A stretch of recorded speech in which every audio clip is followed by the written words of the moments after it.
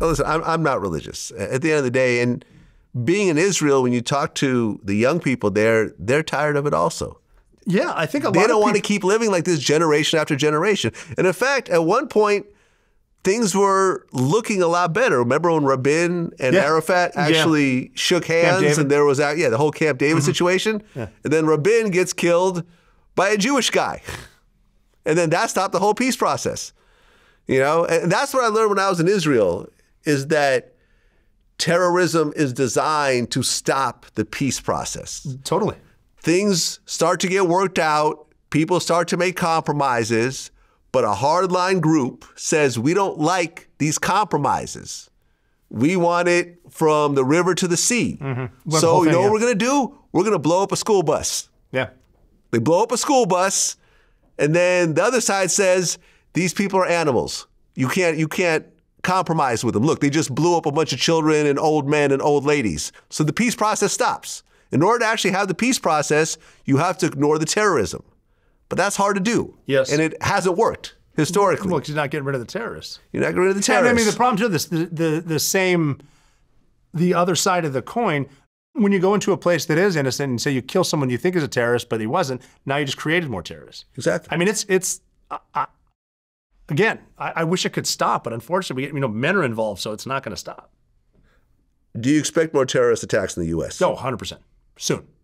Soon? Very soon. On the level of 9/11? Way different, probably worse. I think what's going to happen will be gun-free zones, probably in blue states. Something... Gun-free, what, you can't have a gun? No, I'm talking like they'll hit an elementary school like they did in Beslan in Russia. Oh, okay, got it. They'll cross to the southern border because it's wide open, which they're already here. When they activate their sleeper cells, who were already here, I'm talking Grand Central Station, elementary school in Arizona, anything you can imagine, Times Square. Everything from EMP to blowing up bridges, infrastructure, shut down, anything. I mean, imagine if everything just shuts off. Do you think there's a bigger threat from Islamic terrorists doing things in the U.S. or homegrown terrorists like a Timothy McVeigh?